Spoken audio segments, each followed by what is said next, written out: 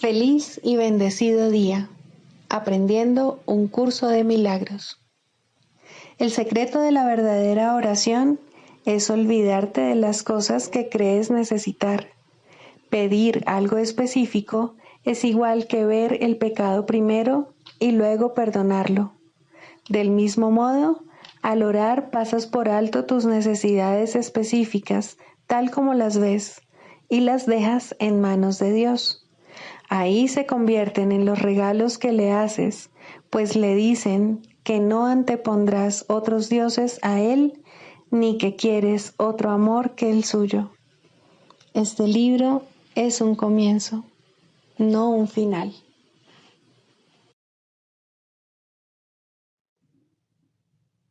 Del prefacio, que postula, párrafo 6.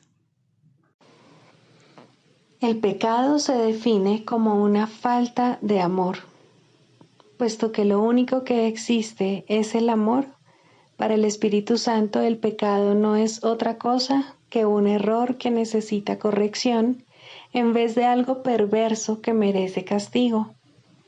Nuestra sensación de ser inadecuados, débiles o de estar incompletos procede del gran valor que le hemos otorgado al principio de la escasez, el cual rige al mundo de las ilusiones. Desde este punto de vista, buscamos en otros lo que consideramos que nos falta a nosotros. Amamos a otro con el objeto de ver qué podemos sacar de él. De hecho, a esto es a lo que en el mundo de los sueños se le llama amor.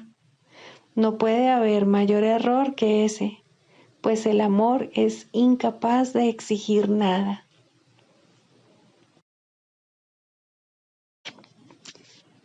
Introducción. Este es un curso de milagros. Es un curso obligatorio. Solo el momento en que decides tomarlo es voluntario.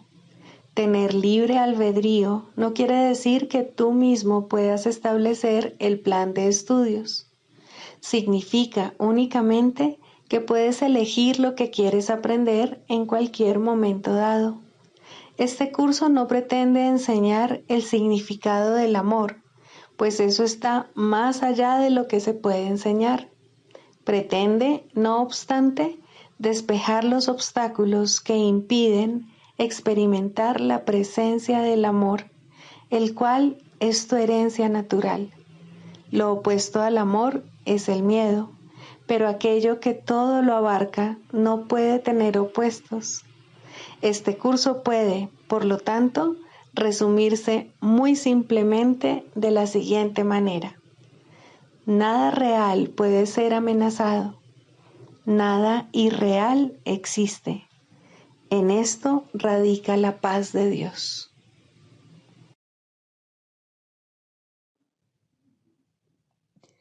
Capítulo 1. El significado de los milagros. Primero, principios de los milagros. Principio 27. Un milagro es una bendición universal de Dios a todos mis hermanos por mediación mía. Perdonar es el privilegio de los perdonados.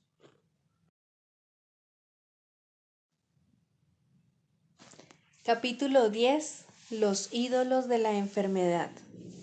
Tercero, el Dios de la enfermedad. No has atacado a Dios y ciertamente lo amas. ¿Puedes acaso cambiar tu realidad? Nadie puede disponer su propia destrucción. Cuando piensas que te estás atacando a ti mismo, ello es señal evidente de que odias lo que crees ser. Y eso, y solo eso, es lo único que puedes atacar. Lo que crees ser puede ser muy odioso, y lo que esta extraña imagen te lleva a hacer puede ser muy destructivo.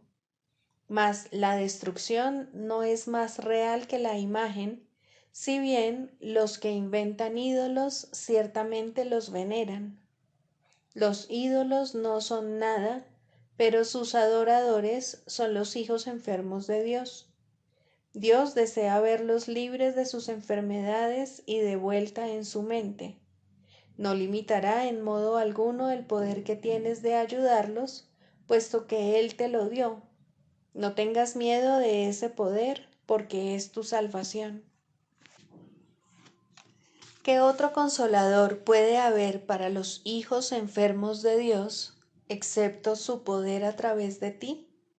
Recuerda que no importa en qué parte de la filiación se le acepte, Él siempre es aceptado por todos, y cuando tu mente lo recibe, su recuerdo despierta en toda la filiación.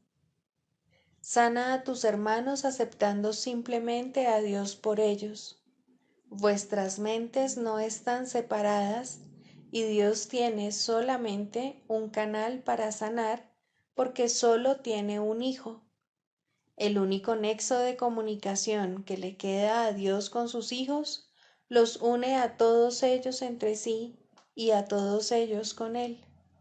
Ser consciente de esto es sanarlos, ya que es la conciencia de que ninguno de ellos está separado y por ende ninguno está enfermo. Creer que un hijo de Dios puede estar enfermo es creer que parte de Dios puede sufrir. El amor no puede sufrir porque no puede atacar. Recordar el amor, por lo tanto, trae consigo invulnerabilidad. No te pongas de parte de la enfermedad en presencia de un hijo de Dios, aunque Él crea en ella, pues tu aceptación de que Dios reside en Él da testimonio del amor de Dios que Él ha olvidado. Tu reconocimiento de que Él forma parte de Dios le recuerda la verdad acerca de sí mismo que Él está negando. ¿Reforzarías aún más su negación de Dios, perdiéndote de esta manera de vista a ti mismo? ¿O le recordarías su plenitud y te acordarías de tu Creador con Él? Creer que un hijo de Dios está enfermo es adorar al mismo ídolo que Él adora. Dios creó el amor, no la idolatría. Todas las formas de idolatría son caricaturas de la creación y las enseñan mentes que están demasiado divididas como para saber que la creación comparte el poder y nunca lo usurpa. La enfermedad es idolatría porque es la creencia de que se te puede desposeer de tu poder. Esto, no obstante, es imposible porque formas parte de Dios, que es todo poder. Un Dios enfermo no puede por menos que ser un ídolo, hecho a imagen y semejanza de lo que su hacedor cree ser. Y esto es exactamente lo que el ego percibe en un hijo de Dios, un Dios enfermo, autocreado, autosuficiente, sumamente perverso y extremadamente vulnerable. ¿Es este el ídolo que quieres adorar? ¿Es esta la imagen para salvar la cual te mantienes alerta? ¿Tienes realmente miedo de perder esto?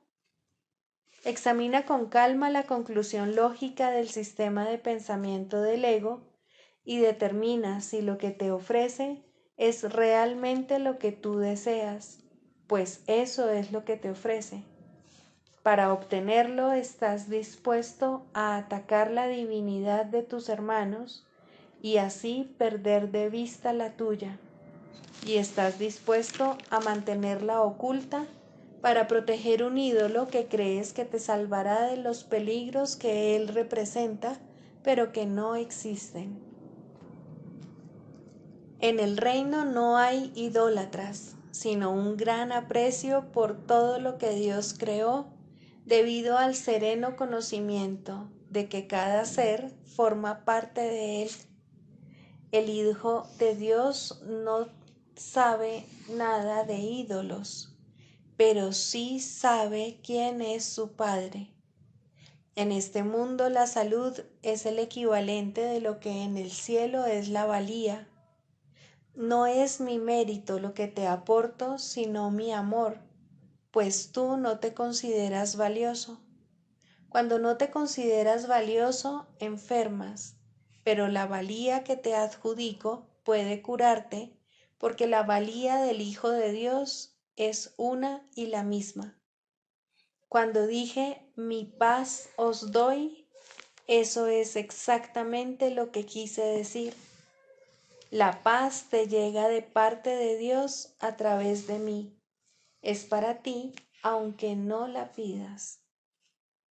Cuando un hermano está enfermo es porque no está pidiendo paz y, por lo tanto, no sabe que ya dispone de ella.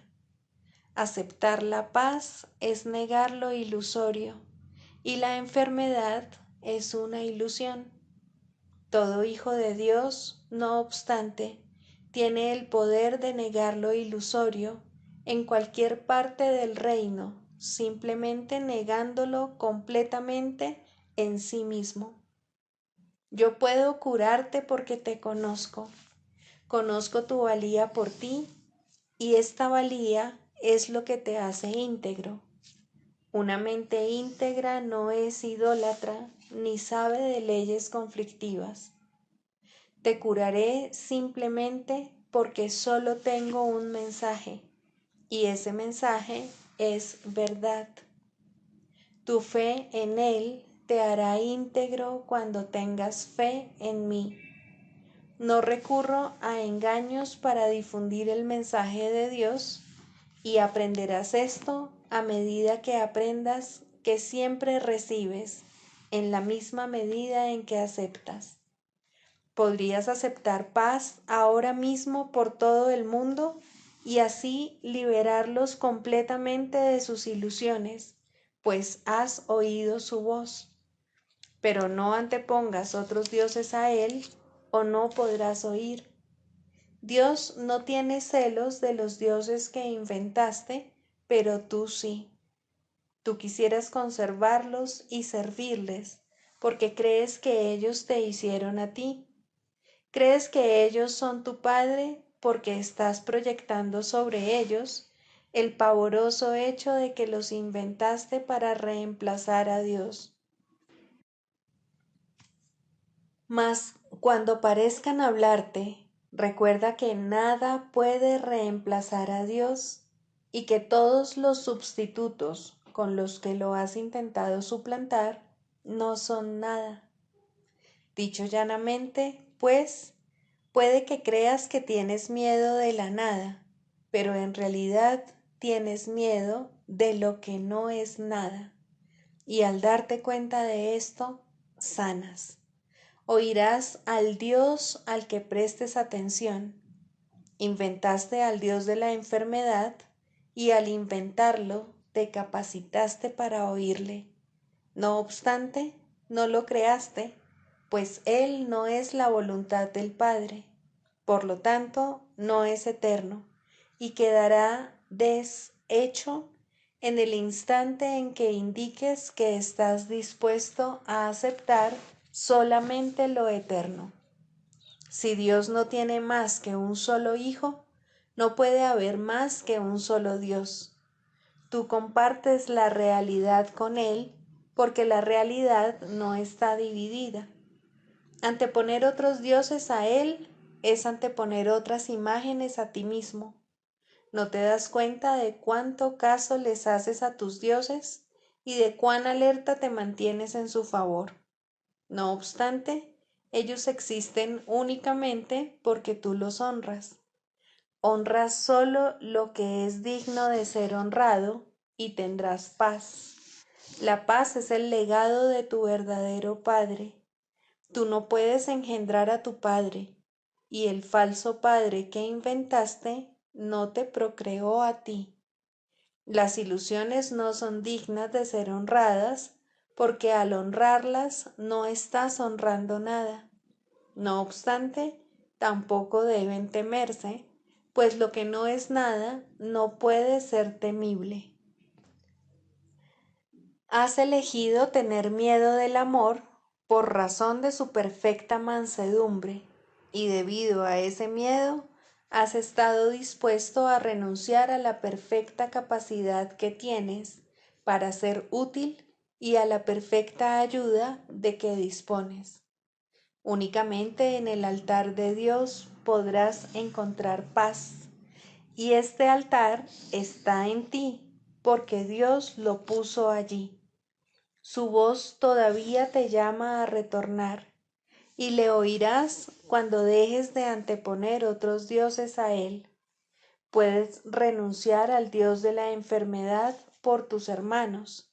De hecho, eso es lo que tendrás que hacer si renuncias a Él tú mismo.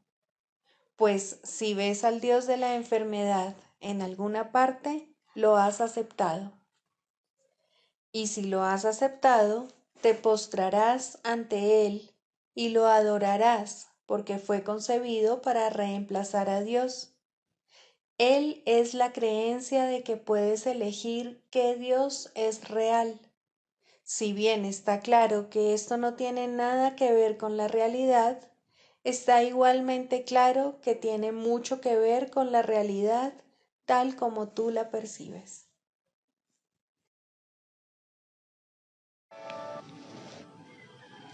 Libro de ejercicios, lección 150.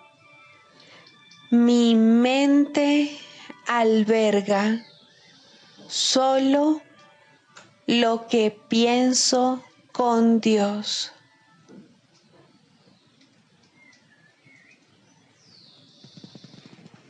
Aceptaré la expiación para mí mismo.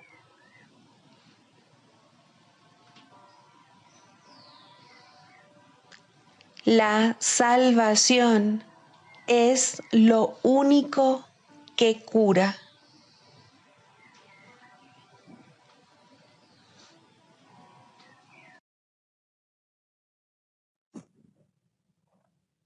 Características de los maestros de Dios.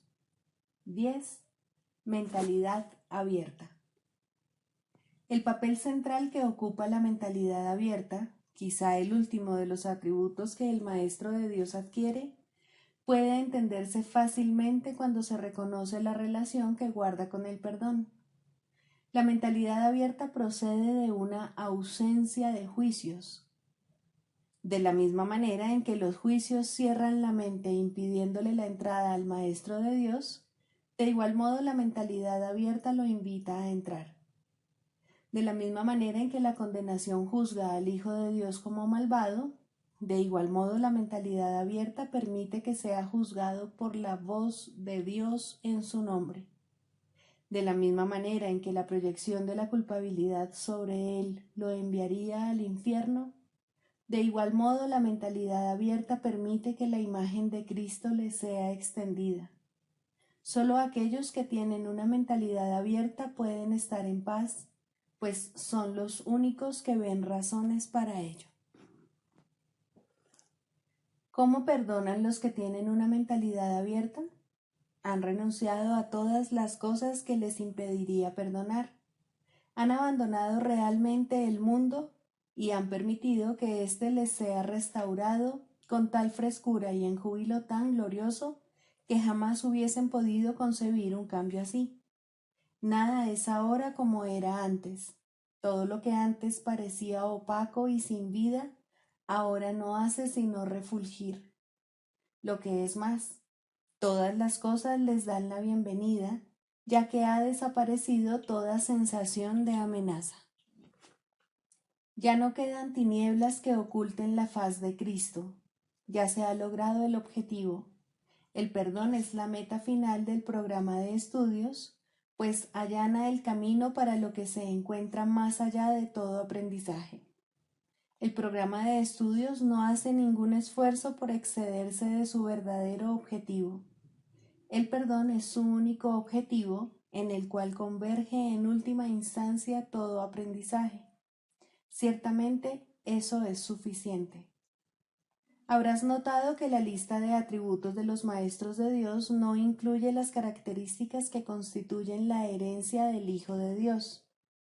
Términos tales como amor, inocencia, perfección, conocimiento, y verdad eterna no aparecen en este contexto, pues no serían apropiados aquí. Lo que Dios ha dado está tan remotamente alejado de nuestro programa de estudios que el aprendizaje no puede sino desaparecer ante su presencia. Sin embargo, mientras su presencia esté velada, el enfoque ha de centrarse necesariamente en el programa de estudios.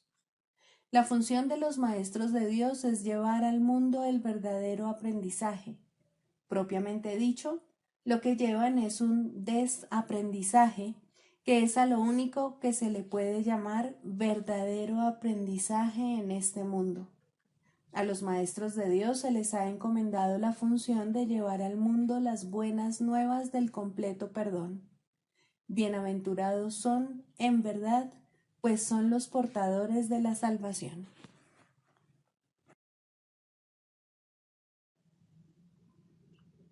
Manual para el maestro, pregunta 16. ¿Cómo debe pasar el día el maestro de Dios? Para un maestro de Dios avanzado, esta pregunta es irrelevante. No tiene un programa fijo, pues las lecciones cambian de día en día. Pero el maestro de Dios está seguro de una sola cosa: las lecciones no cambian al azar. Al darse cuenta de esto y entender que es verdad, el maestro descansa contento. Se le dirá cuál ha de ser su papel hoy, mañana y siempre. Y aquellos que compartan ese papel con él le encontrarán para que juntos puedan aprender las lecciones de ese día. Nadie de quien él tenga necesidad estará ausente. No se le enviará a nadie que no tenga un objetivo de aprendizaje ya establecido y que pueda aprender ese mismo día. Para el maestro de Dios avanzado, esta pregunta es, por consiguiente, superflua. Ya la planteó y ya se le contestó, y él se mantiene en continuo contacto con la respuesta. Ya lo tiene todo y ve desplegarse ante él, seguro y libre de obstáculos, el camino que tiene que recorrer. Pero, ¿qué ocurre con aquellos que todavía no han alcanzado la certidumbre que él posee? Esos aún no están listos para una falta de estructura así. ¿Qué es lo que tienen que hacer para aprender a entregarle el día a Dios? Hay algunas reglas generales a seguir, aunque cada cual debe usarlas a su manera como mejor pueda. Las rutinas como tales son peligrosas porque se pueden convertir fácilmente en dioses por derecho propio y amenazar los mismos objetivos para los que fueron establecidas. Se puede decir, por lo tanto, que en términos generales es mejor comenzar el día bien. Siempre es posible, no obstante, comenzar de nuevo si no se comenzó debidamente. Con todo, es obviamente ventajoso comenzarlo bien y de esa manera ahorrar tiempo. En un principio es aconsejable pensar en función del tiempo, aunque este no es de ningún modo el criterio esencial, probablemente es el más fácil de observar al principio. Inicialmente se hace hincapié en ahorrar tiempo, que si bien sigue siendo importante a lo largo de todo el proceso de aprendizaje, se recalcará cada vez menos. De entrada, podemos decir con seguridad que el tiempo que se dedica a comenzar bien el día ciertamente ahorra tiempo. ¿Cuánto tiempo debe emplearse en ello? Eso depende del mismo Maestro de Dios, quien no puede adjudicarse a sí mismo ese título hasta que haya completado el libro de ejercicios, ya que estamos aprendiendo dentro del marco de este curso. Después de haber finalizado las sesiones de práctica más estructuradas contenidas en el libro de ejercicios, la necesidad individual será el factor determinante. Este curso es siempre práctico. Puede ser que el Maestro de Dios no se encuentre en una situación que sea conducente a pasar unos minutos en un estado de quietud, nada más al despertarse. Si ese es el caso, que recuerde tan solo que su elección es pasar un ratito con Dios lo antes posible y que lo haga. La cantidad de tiempo que dedique a ello no es lo más importante. Uno puede fácilmente pasarse 1 hora sentado, inmóvil, con los ojos cerrados y no lograr nada. O bien puede, con igual facilidad, dedicarle a Dios solo un instante y en ese instante unirse a Él completamente. Quizá la única generalización que puede hacerse al respecto es la siguiente. Dedica un rato, lo antes posible, después de despertarte, a estar en silencio. Y continúa durante 1 o 2 minutos más después de que haya comenzado a resultarte difícil. Probablemente descubrirás que la dificultad disminuye y desaparece. En caso de no ser así, ese es el momento de parar. Por la noche se debe seguir el mismo procedimiento. Tal vez tu periodo de sosiego deba ser temprano en la noche, si no te es posible hacerlo inmediatamente antes de irte a dormir. No debes hacerlo acostado, es mejor estar sentado, en cualquier postura que prefieras. Habiendo completado el libro de ejercicios, seguramente habrás llegado a algunas conclusiones al respecto. Si te es posible, un momento apropiado para dedicárselo a Dios es justo antes de irte a dormir. Esto pone a tu mente en un estado de reposo y te aparta del miedo. Si te resulta más conveniente hacerlo más temprano, asegúrate al menos de no olvidarte pasar un rato, aunque sea solo un momento, en el que cierras los ojos y piensas en Dios. Hay un pensamiento en particular que debe recordarse a lo largo del día. Es un pensamiento de pura dicha, de paz, de liberación ilimitada. Ilimitada porque todas las cosas se liberan dentro de él. Crees que has construido un lugar seguro para ti mismo. Crees que has forjado un poder que te puede salvar de todas las cosas aterradoras que ves en sueños. Pero no es así. Tu seguridad no reside ahí. A lo que renuncias es simplemente a la ilusión de que puedes proteger tus ilusiones. Ese es tu temor y solo ese. Qué insensatez estar atemorizado por nada, nada en absoluto. Tus defensas son inservibles, mas tú no estás en peligro. No tienes ninguna necesidad de ellas. Reconoce esto y desaparecerán, y solo entonces aceptarás tu verdadera protección. Cuán fácil y tranquilamente transcurre el tiempo para el Maestro de Dios que ha aceptado su protección. Todo lo que antes hacía en nombre de su propia seguridad ha dejado de interesarle, puesto que está a salvo y sabe que lo está. Tienen un guía que no le ha de fallar. No es necesario que haga distinciones entre los problemas que percibe, porque aquel a quien acude reconoce que no hay grados de dificultad en su resolución. Está tan a salvo en el presente como lo estaba antes de que su mente aceptase las ilusiones, y como lo estará cuando las haya abandonado. Su estado no cambia con la ocasión o con el lugar, porque todas las ocasiones y todos los lugares son uno para Dios. En esto reside su seguridad. No tiene necesidad de nada más. Con todo, habrá tentaciones a lo largo del camino que al Maestro de Dios aún le queda por recorrer, y tendrá necesidad de recordarse a sí mismo durante el transcurso del día que está protegido. ¿Cómo puede hacer eso? especialmente en los momentos en que su mente está ocupada con cosas externas.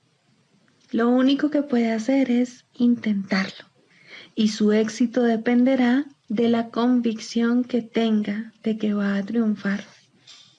Deberá tener absoluta certeza de que su éxito no procede de él, pero que se le dará en cualquier momento, lugar o circunstancia que lo pida.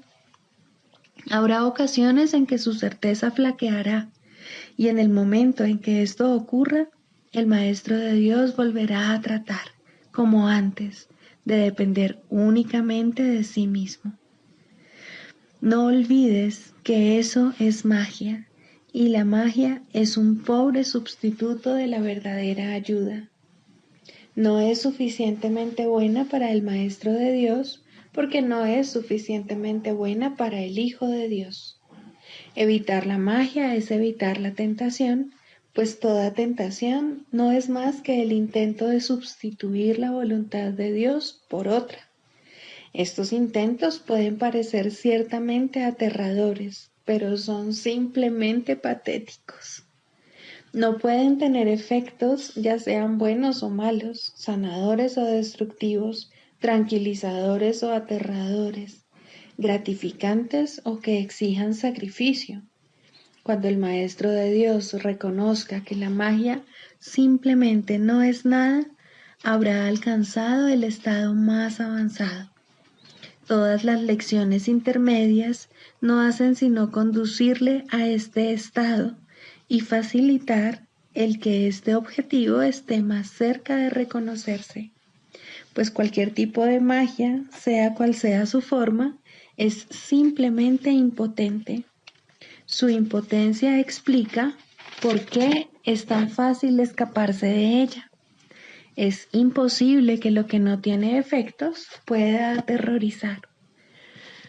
No hay nada que pueda sustituir a la voluntad de Dios.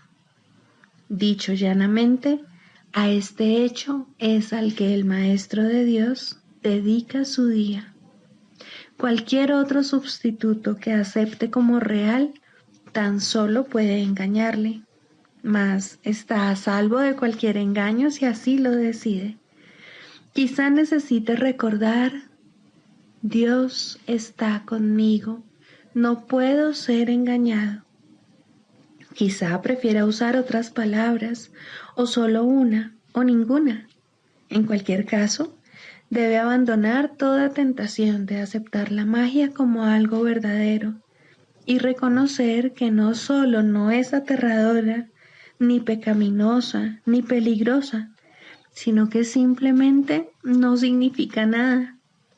Al estar arraigada en el sacrificio y la separación, que no son más que dos aspectos de un mismo error, el Maestro de Dios elige simplemente renunciar a todo lo que nunca tuvo, y a cambio de ese sacrificio, entre comillas, se le restaura el cielo en su conciencia. ¿No te gustaría un intercambio así? El mundo lo haría gustosamente si supiera que se puede hacer. Los maestros de Dios son los que deben enseñarle que sí se puede, y por lo tanto, su función es asegurarse de que ellos mismos lo hayan aprendido. No hay otro riesgo durante el día, excepto el de poner tu confianza en la magia, pues solo eso conduce al dolor. No hay más voluntad que la de Dios.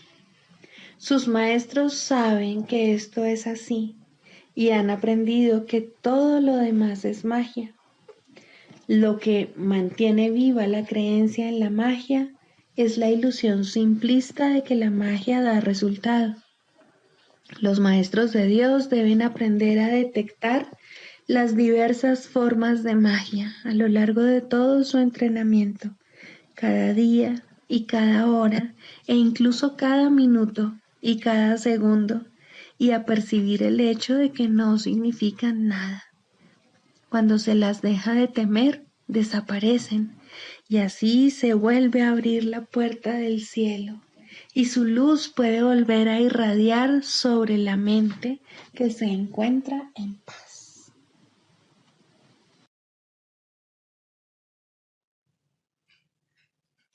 Clarificación de términos. Mente, espíritu. El término mente se utiliza para representar el principio activo del espíritu, el cual le suministra a éste su energía creativa. Cuando el término va con mayúscula, se refiere a Dios o a Cristo, es decir, a la mente de Dios o a la mente de Cristo. El espíritu es el pensamiento de Dios que Él creó semejante a sí mismo. El espíritu unificado es el único Hijo de Dios o Cristo.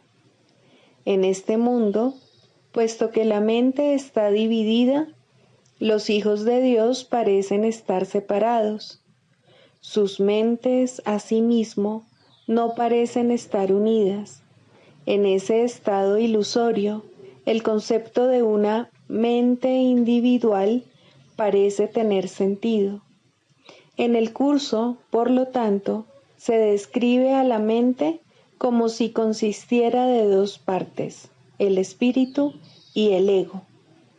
El espíritu es la parte que aún se mantiene en contacto con Dios a través del Espíritu Santo, quien, aunque mora en esa parte, también ve la otra. No se usa el término alma, excepto en citas directas de la Biblia, por ser un término sumamente polémico. En cualquier caso, sería un equivalente de espíritu, entendiéndose que, al formar parte del ámbito de Dios, es eterna y nunca nació. La otra parte de la mente es completamente ilusoria y solo teje ilusiones. El espíritu conserva su potencial creativo, pero su voluntad, que es la de Dios, parecerá estar cautiva mientras la mente no esté unificada. La creación continúa imperturbable porque esa es la voluntad de Dios. Dicha voluntad está siempre unificada y por lo tanto no tiene significado en este mundo, no tiene grados ni opuestos. La mente puede gozar de rectitud o estar errada dependiendo de la voz que escuche. La mentalidad recta escucha al Espíritu Santo, perdona al mundo y en su lugar ve el mundo real a través de la visión de Cristo. Esta es la visión final, la última percepción, la condición en la que Dios mismo da el paso final.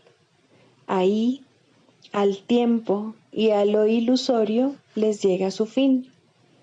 La mentalidad errada escucha al ego y teje ilusiones, percibe el pecado, justifica la ira y considera que la culpabilidad, la enfermedad y la muerte son reales. Tanto este mundo como el mundo real son ilusorios, pues la mentalidad recta simplemente pasa por alto o perdona lo que nunca ocurrió.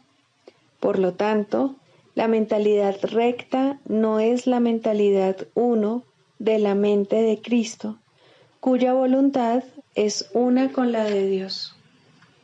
La única libertad que aún nos queda en este mundo es la libertad de elegir, y la elección es siempre entre dos alternativas o dos voces. La voluntad no está involucrada en la percepción a ningún nivel y no tiene nada que ver con el proceso de elegir. La conciencia es el mecanismo receptor, el cual recibe mensajes tanto del plano superior como del inferior, del Espíritu Santo o del ego.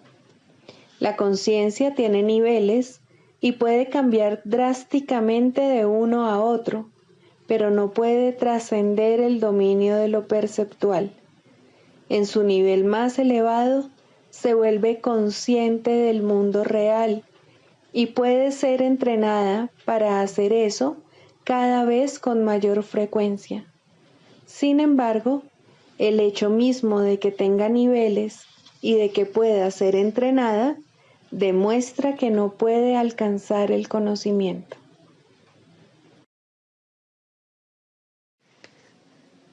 El proceso de la psicoterapia.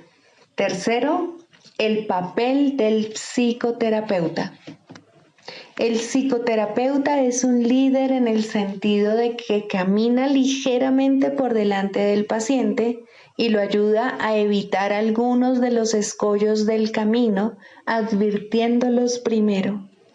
Lo ideal es que también sea un seguidor, pues hay uno que debe caminar delante de él para proporcionarle la luz con la que poder ver.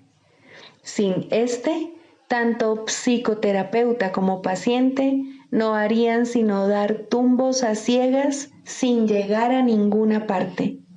Mas, si el objetivo es la curación, es imposible que aquel esté totalmente ausente. Es posible, no obstante, que no se le reconozca. Así pues, la tenue luz que en ese caso se puede aceptar es todo lo que se dispone para iluminar el camino hacia la verdad. La curación está restringida tanto por las limitaciones del psicoterapeuta como por las del paciente. El objetivo del proceso es, por lo tanto, trascender esos límites. Ninguno de los dos puede hacer esto por su cuenta, pero cuando se unen, se les proporciona el potencial para trascender toda limitación. La medida de su éxito depende ahora de cuánto de ese potencial estén dispuestos a utilizar. Al principio, la buena voluntad puede proceder de cualquiera de ellos y, según el otro lo comparta, aumentará. Su progreso se convierte en un asunto de decisión. Pueden llegar casi hasta el cielo o no alejarse más que 1 o 2 pasos del infierno. Es muy posible que la psicoterapia parezca fracasar. Incluso es posible que el resultado parezca un retroceso. Pero, al final, siempre se produce algún grado de éxito. Hay uno que pide ayuda, hay otro que escucha y responde tratando de ayudar.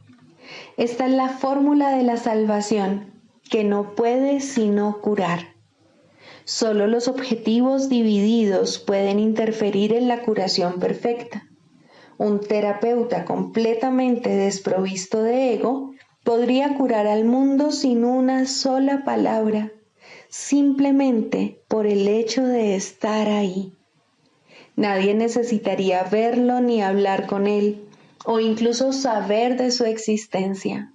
Su sola presencia es suficiente para curar. El terapeuta ideal es uno con Cristo, mas la curación es un proceso, no un hecho. El terapeuta no puede progresar sin el paciente y el paciente no está listo para recibir a Cristo o, de lo contrario, no podría estar enfermo.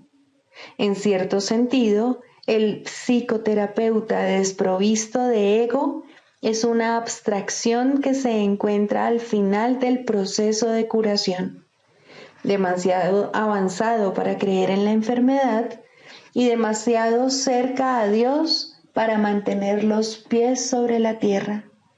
Ahora puede ayudar a través de aquellos que necesitan ayuda, pues de esta manera lleva a cabo el plan establecido para la salvación.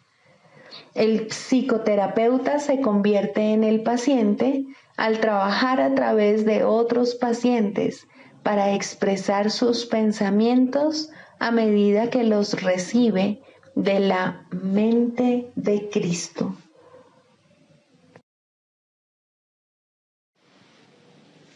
El canto de la oración. 2. El perdón. Introducción. El perdón da alas a la oración para que su ascenso sea fácil y su progreso veloz. Sin su fuerte apoyo sería inútil tratar de ir más allá del primer peldaño de la oración o incluso intentar ascender. El perdón es el aliado de la oración, su hermano en el plan para tu salvación. Ambos vendrán a sostenerte y a mantener tus pies firmemente plantados y tu propósito fuerte e inalterable. Contempla la ayuda más grande que Dios ordenó que estuviese contigo hasta que llegues a Él, y con esto llega el fin de las ilusiones. A diferencia de la naturaleza intemporal de su hermana, la oración, el perdón tiene un final, pues se vuelve innecesario cuando el ascenso se completa. No obstante, por ahora tiene un propósito más allá del cual no puedes ir, ni es necesario que lo hagas. Logra esto y habrás sido redimido. Logra esto y habrás sido transformado. Logra esto y salvarás al mundo. Primero, perdonarte a ti mismo. Ningún regalo del cielo ha sido tan mal interpretado como el perdón. De hecho, se ha convertido en una calamidad, en una maldición allí donde debía bendecir, en una cruel burla de la gracia, en una parodia de la santa paz de Dios. Pero aquellos que aún no han elegido dar los primeros pasos en el camino de la oración, no pueden sino usarlo de esa manera. La benevolencia del perdón resulta imperceptible al principio, porque no se entiende lo que es la salvación ni realmente se busca. Lo que se concibió para curar se usa para herir, porque no se desea el perdón.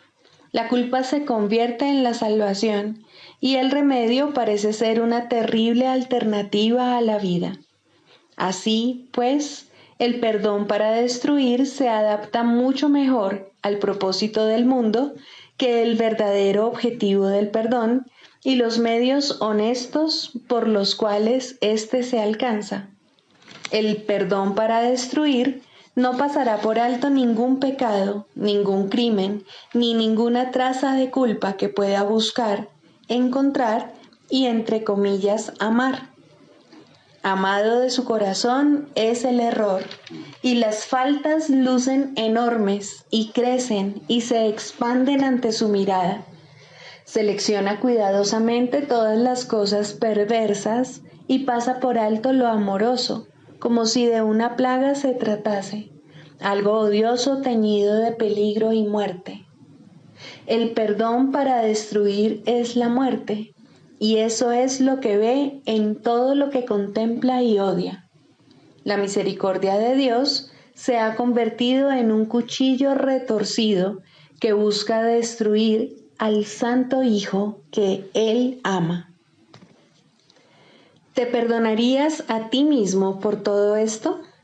Aprende entonces que Dios te ha dado los medios a través de los cuales puedes retornar a Él en paz.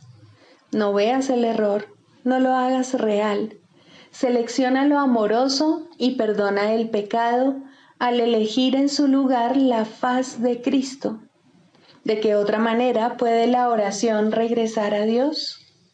Él ama a su Hijo.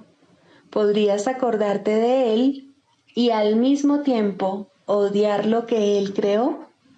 Odiarás al Padre si odias al Hijo que Él ama. Pues tal como veas al Hijo, así te verás a ti mismo, y tal como te veas a ti mismo, así será Dios para ti. De la misma manera en que siempre oras por ti, del mismo modo es a ti al que siempre se le concede el perdón. Es imposible perdonar a otro, pues son únicamente tus pecados lo que ves en él. Quieres verlos en él y no en ti. Por eso es por lo que perdonar a otro es una ilusión. Sin embargo, es el único sueño feliz en todo el mundo, el único que no conduce a la muerte. Solo en otro puedes perdonarte a ti mismo, pues le has hecho culpable de tus pecados y ahora tienes que encontrar tu inocencia en él. ¿Quién sino el pecador necesita que se le perdone? Jamás pienses que puedes ver pecado en nadie excepto en ti mismo. Este es el gran engaño del mundo, y tú, el que más se engaña a sí mismo. Siempre parece que el malvado es otro, y como resultado de su pecado, tú eres el perjudicado. ¿Sería posible la liberación si esto fuese cierto? Pues en tal caso serías el esclavo de todos, ya que lo que cualquiera de ellos hiciese dictaría tu destino, tus sentimientos, tu desesperación o esperanza, tu desdicha o alegría. No serías libre a menos que Él te concediese la libertad, y al Él ser malvado, solo puede dar maldad. No puedes ver sus pecados sin ver los tuyos, mas puedes liberarlo y liberarte a ti mismo. El perdón, verdaderamente concedido, es el camino en el cual se encuentra tu única esperanza de libertad. Otros cometerán errores al igual que tú, mientras esta parodia de mundo parezca ser tu hogar. No obstante, Dios mismo dio a todos sus hijos un remedio para todas las ilusiones que creen ver. La visión de Cristo no utiliza tus ojos, pero tú puedes mirar a través de los suyos y aprender a ver como Él.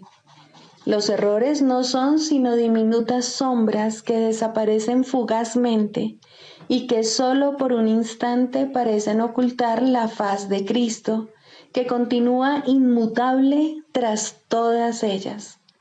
Su constancia permanece en tranquilo silencio y perfecta paz. Él no sabe de sombras. Suyos son los ojos que ven, más allá del error, al Cristo en ti. Pide entonces su ayuda y pregúntale cómo aprender lo que es el perdón, tal como su visión lo ve. Tienes necesidad de lo que Él da, y tu salvación depende de lo que aprendas. La oración no es libre para llegar hasta el cielo, mientras el perdón para destruir permanezca contigo. La misericordia de Dios eliminará de tu santa mente esta manera de pensar mordaz y venenosa.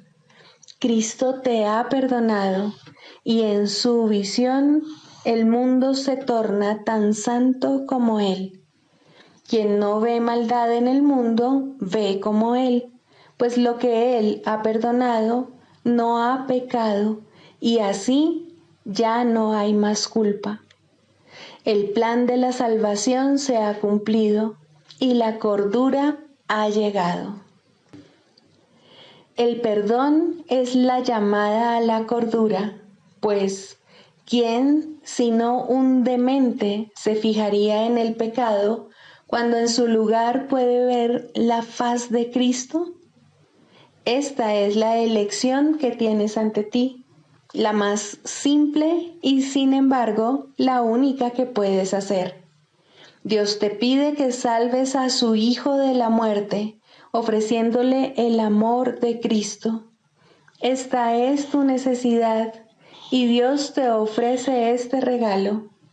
Tal como Él da, así tienes que dar tú también. Y de este modo, la oración se restituye a lo amorfo, más allá de todo límite a la intemporalidad, sin nada del pasado que le impida volver a unirse al perenne canto que toda la creación le entona a su Dios. Mas para alcanzar este fin, y antes de llegar allí donde el aprendizaje ya no tiene objeto, debes primero aprender. El perdón es la llave, mas ¿quién puede usar una llave cuando no sabe dónde está la puerta para la que se hizo y para la que solamente sirve? Por lo tanto, tenemos que hacer una clara distinción de modo que la oración pueda ser liberada de la oscuridad y llegar a la luz. El papel del perdón debe invertirse y limpiarse de todo uso malvado y de las metas de odio para las que se ha empleado. El perdón para destruir debe ponerse al descubierto en toda su perfidia y luego abandonarse para siempre. No debe quedar ni el más mínimo vestigio de él si el plan que Dios estableció para tu retorno ha de lograrse al fin y el aprendizaje concluir. Este es el mundo de los opuestos y tienes que elegir entre ellos a cada instante mientras el mundo siga siendo real para ti. No obstante, debes aprender cuáles son las alternativas que verdaderamente tienes o no serás capaz de lograr tu libertad. Deja, pues, que te resulte claro lo que el perdón en realidad significa para ti y aprende lo que debería hacer para hacerte libre. El nivel de tu oración depende de ello, pues aquí espera por su libertad para elevarse del mundo del caos y llegar a la paz.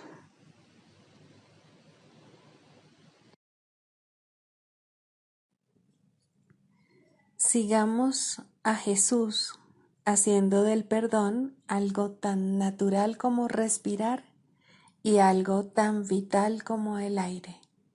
Amén.